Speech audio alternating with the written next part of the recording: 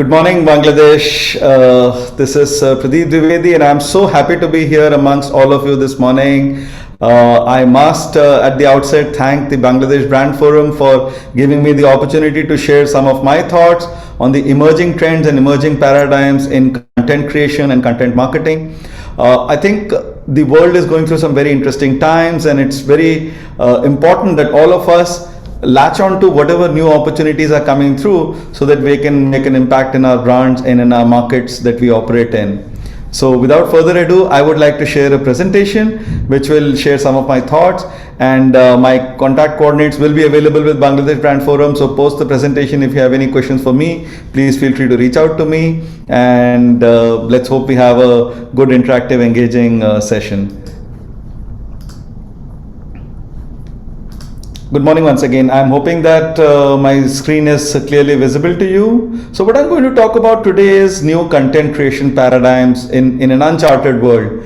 Of course, COVID has changed this world beyond recognition in the last year and a half, with travel, movement, business, commerce, technology, all of it getting significantly impacted and utilized in a way that is very different. And yet, some things remain exactly the same.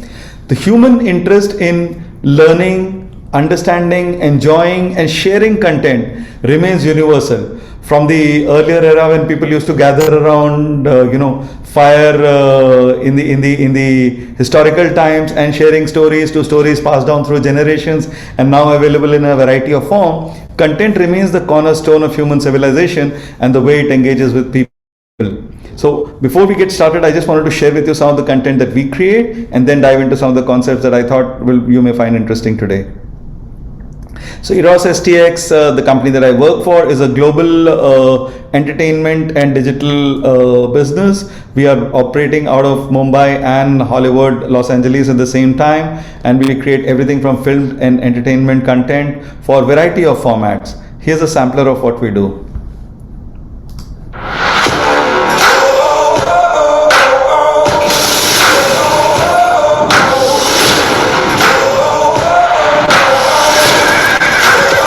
नहीं करोगे आप हमारा?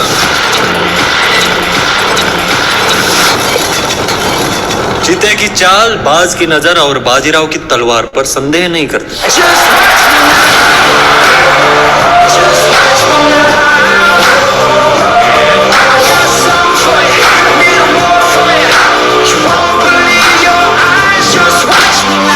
I love you. Girlfriend बन जा मेरी. तू और मैं रॉक कर देंगे, बता रहा हूँ. Hey, are you stupid? No. Only crazy for you, baby.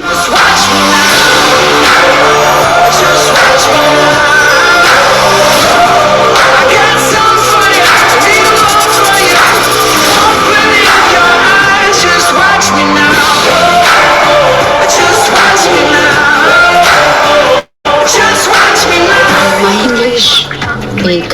Ma'am, how are you managing our country if you don't know English? Like you're managing in our country without knowing Hindi.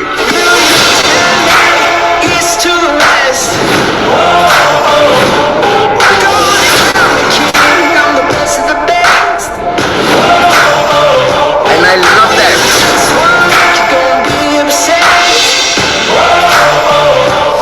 संभल के, गुड्डू अकेला नहीं है.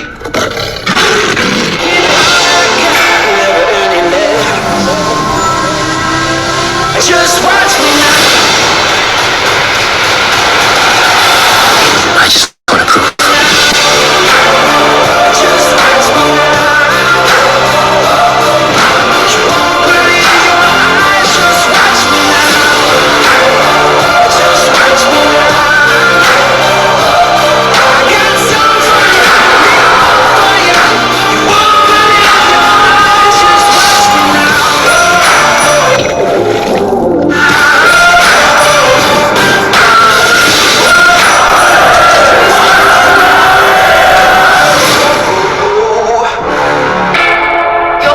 Fantastic. I loved it.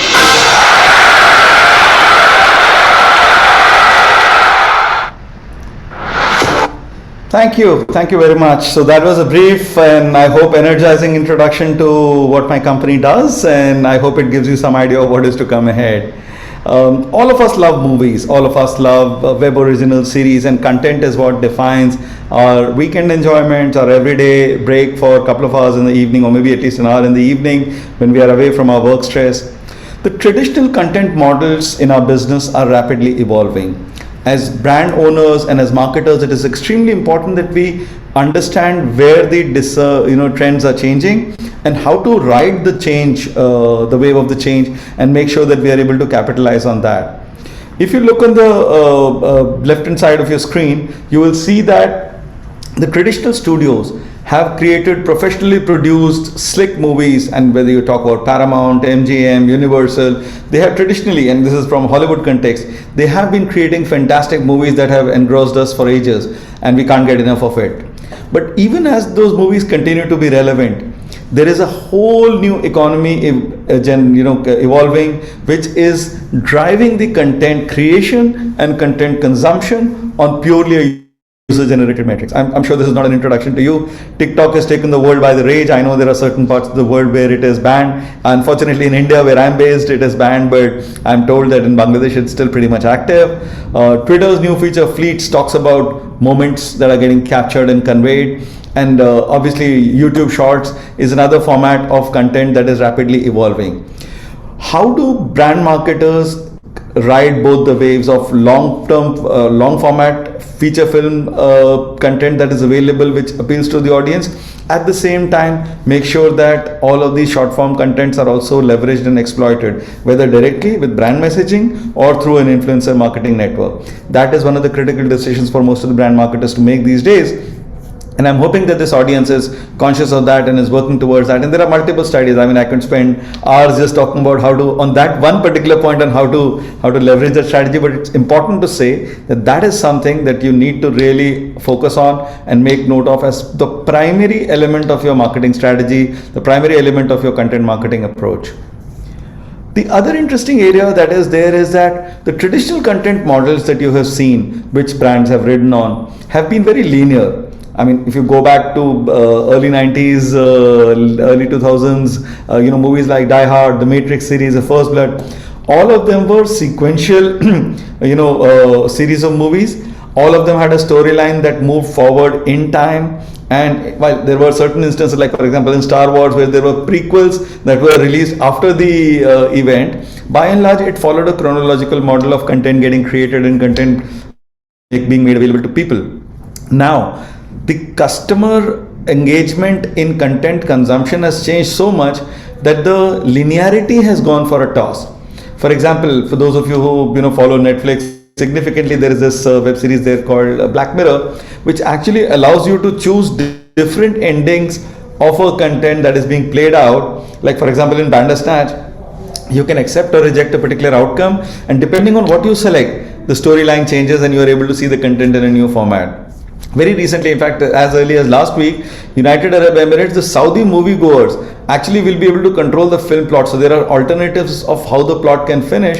And halfway through the movie, you have an app and you can select how the movie you would like to finish, whether on a high or on a streak of violence or on a streak of tragedy. And depending on what you select, the overwhelming majority in that audience selects, by law of consensus and democracy, the rest of the movie will play accordingly. Now, this is user selection to an extreme, which only goes to show that users today are very concerned and very interested in discerning, in figuring out how they want to consume the content and how they want the content to play out to them. Another area which is extremely important for brand marketers to understand. Earlier, content with universal or global appeal was part of the course. When you have a Lord of the Rings series or a Star Wars series that I just spoke about, again, these are franchises that have done well. And if you are making your brand ride on some of these things, whether by merchandising collaboration or just riding the brand promotion in your country or in your markets, it was an accepted path for the course. Now, the scene has completely changed, and I'm sure you are conscious and recognizing the fact that local and regional language content, which is actually globally acceptable, is becoming the norm, right? Whether you look at some of the examples that I've given here, Mr. Sunshine, which is a Korean web series but extremely popular the world over, Sacred Games, a web series extremely popular in India and the world over, but clearly rooted in the Indian story storyline there. The Indian Bengali OTT, which I believe has presence in Bangladesh as well, Hoichoi, which has a extremely popular series called Takdir. And then the Spanish serial called La Casa de Papel, which is in English available in Netflix as Money Heist. Now, all of these are very local content, designed initially to appeal only to local audiences, but have ended up having global appeal. So all your campaigns, all your efforts at brand marketing or brand associations through content should not only focus on riding on what is universally or culturally popular, but also take on elements that are extremely relevant to the audiences in the regional context as well. The other area where the content models are rapidly shifting is to go towards a partnering or a licensing model. Now, it is extremely interesting to see how even larger OTTs such as Netflix, etc., are tying up with local content creation houses. So if you are in the content business or entertainment business itself, your opportunities to create content which is local and yet appeals to global platforms is extremely high. If you are a brand that is trying to leverage the local content being created, which is then playing out on, let's say, non-ad supported platforms such as Netflix, how do you engage with those? So then the only way you can engage with them is to make sure that your brand and your visibility is getting embedded into the content that is being created locally, which is then being served on global platforms. So for example, these are two examples from India where Dermatic and Tipping Point, which is a Viacom company, have sort of separately but come together with Netflix to create content that is appealing to the audiences here and has a significant uptake beyond the global content that Netflix typically brings to India. The other model is content co-creation. Now, this is also useful for people in the content business or people in the marketing area, where not only do you look at promoting one brand or promoting one content storyline, but basically pooling resources across content generation engines in your ecosystem and try and make sure that you're maximizing the facilities, whether it is in terms of talent, whether it is in terms of technology, infrastructure, so on and so forth.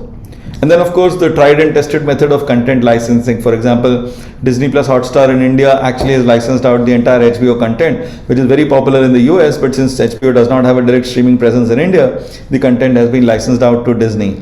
Similarly, Sony Live, which is Sony Pictures Networks globally, has sourced out the Lionsgate content for India. And even though Lionsgate has now launched its own OTT in India, a lot of their historical content continues to remain available with Sony Live.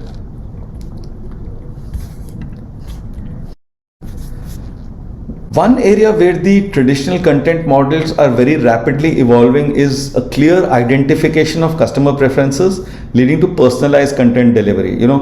The segment of one, which is marketing designed for each individual uniquely, has been made possible by two things. One is the statistical and data sciences evolving to that level, and secondly, and more importantly, the smartphone revolution, which now allows your usage pattern, your behavior pattern, your preferences to get captured by algorithms which at the back end are able to generate tremendous amount of insights on you and your preferences, and thereby serve content that is relevant to you. Now flip that and see that as a marketer or as a brand owner, your ability to reach out to your audiences in a very specific and a very niche format is possible if you are able to leverage the data sciences, leverage the consumer insights that's coming through deployment of technology, and get the desired results that you want. I mean, for example, Netflix has this recommendation engine where they look at user rating across the board, compare that with various genres, segments, age patterns, regional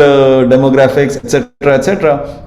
And almost 80% of the content that people watch on Netflix is because Netflix throws up those content recommendations to you based on your usage pattern, etc. as well. So every time you watch something, you will see something similar to that being recommended to you. And the same is true for brands as well.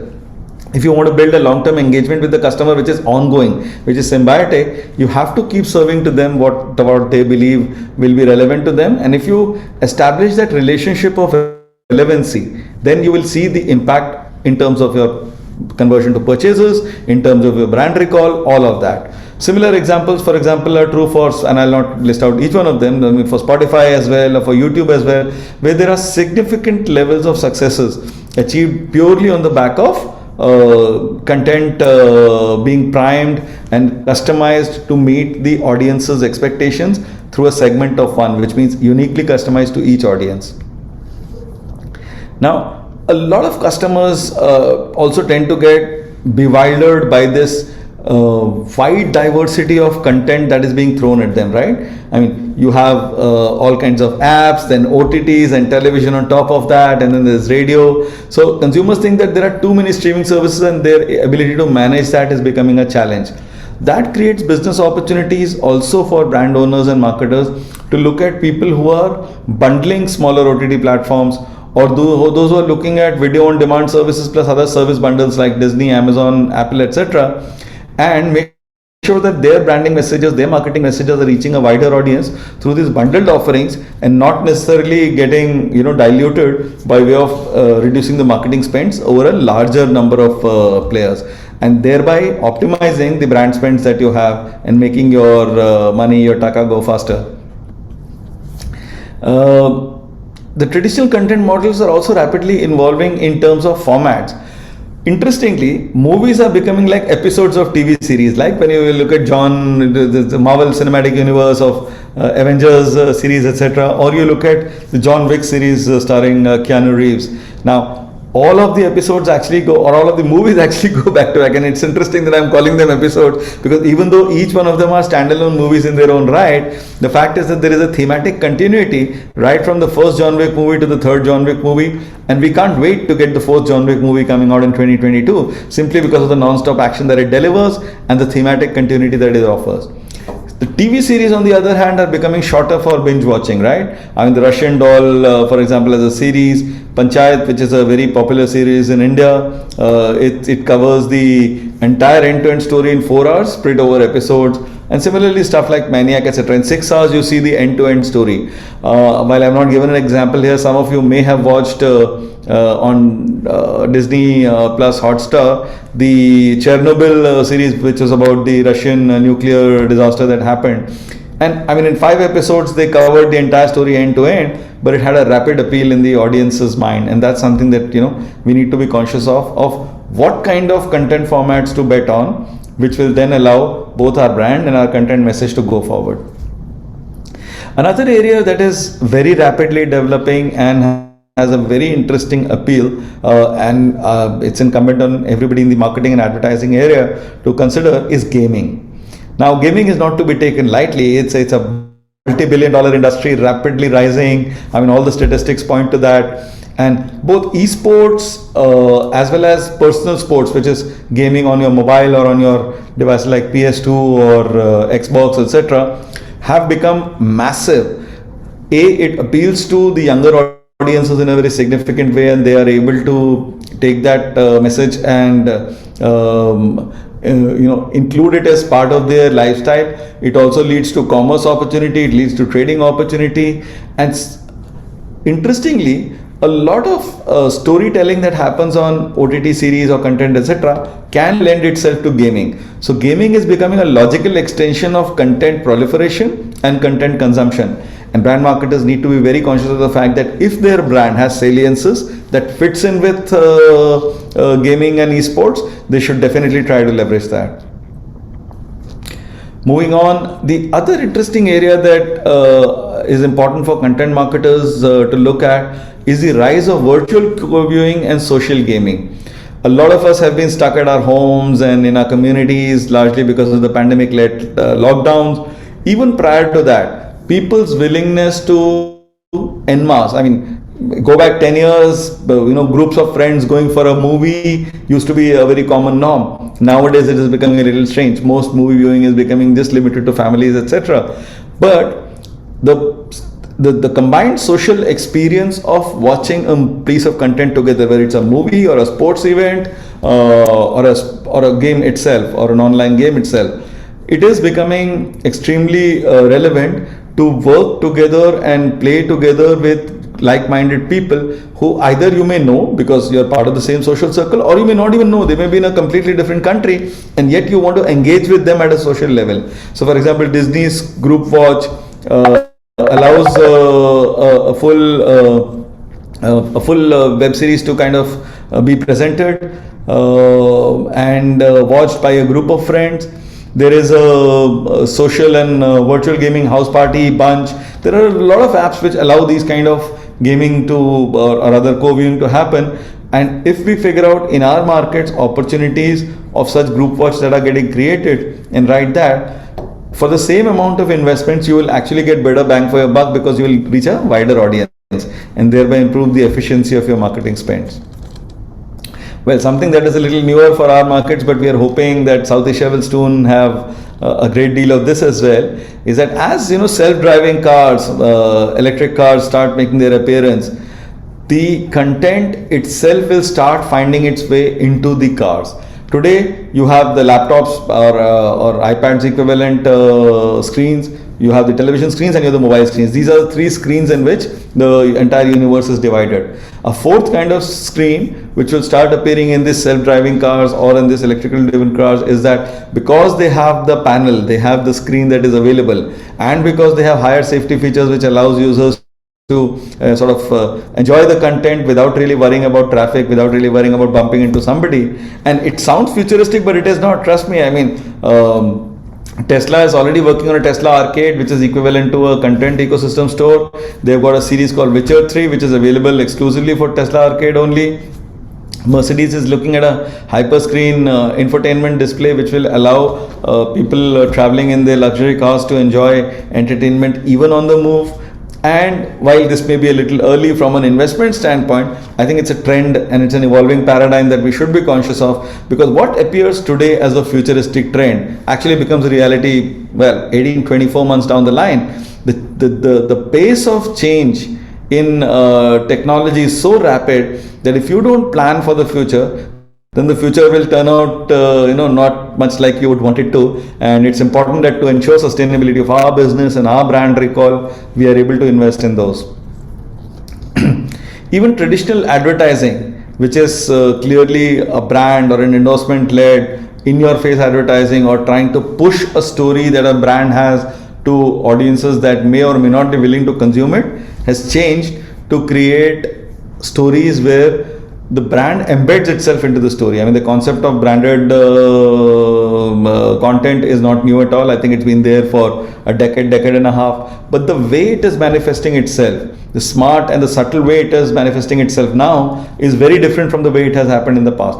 In the past, there used to be kind of, you take element A, which is the brand, and element B, which is the narrative, and just somehow try to jam them together and hope that it works. Nowadays, the creative instinct that goes into bundling these together is much more subtle.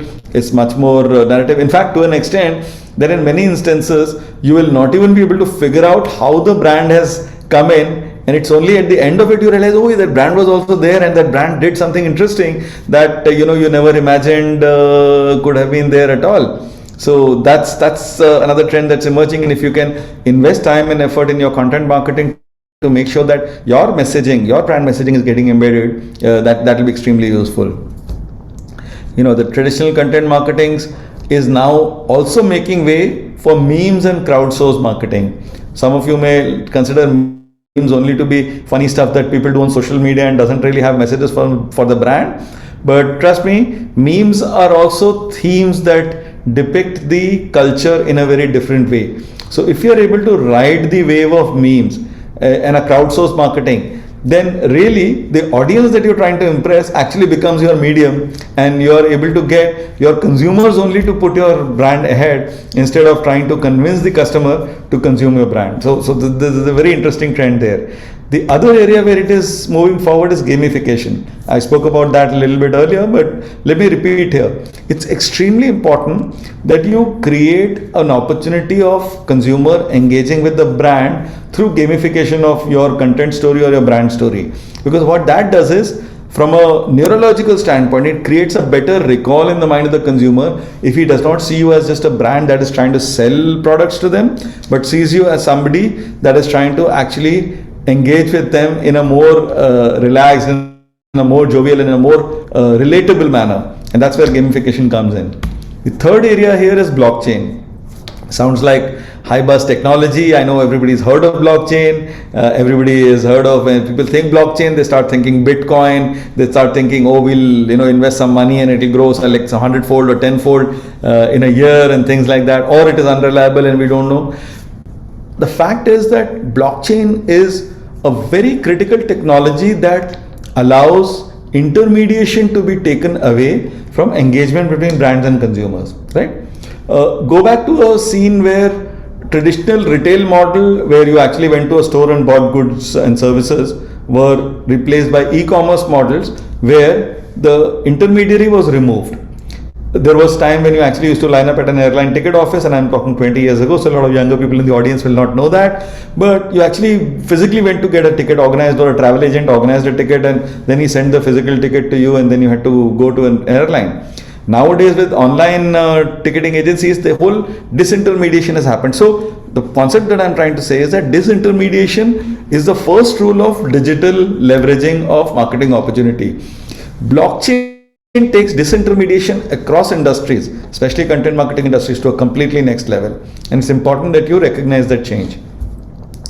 So essentially what is happening is that all of the traditional content models that we spoke about are rapidly evolving, and it's extremely important that as owners of brand, as custodians of brands and businesses, we change with the times very rapidly, and we keep putting up new content which relates to our brand in a very new way and relates to the audience and keeps them engaged on what message we are trying to send, and thereby make sure that our businesses have a sustainable and a successful future. I would like to thank you for your time and also share a couple of scenes from some of the upcoming content that we are planning to put out. I know that our streaming service Eros Now is available in Bangladesh through a partner. So do enjoy if you happen to find any of these shows interesting or catch any of them on the OTT platform. Like I shared, the Bangladesh Brand Forum team will be more than happy to share my contact coordinates with you should you ever want to reach out, or if you're ever in Bombay, please give me a call. I'd be happy to host you over a cup of tea and chat a little bit more about content marketing. Thank you so much. Have a wonderful day. Thanks once again. I will share this deck and then come back in a second.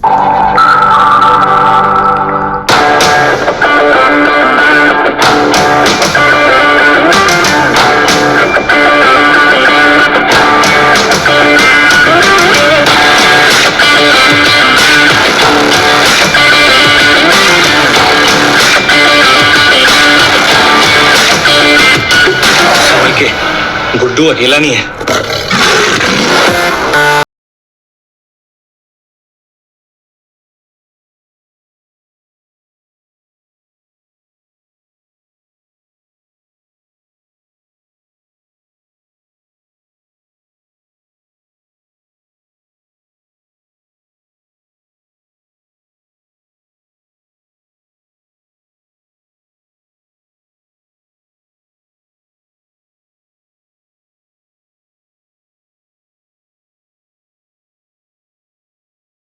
भूल गए आज किंजल मासी का गृह प्रवेश है। गृह प्रवेश से बोल रही जैसे स्वयं लक्ष्मी माता पधारी।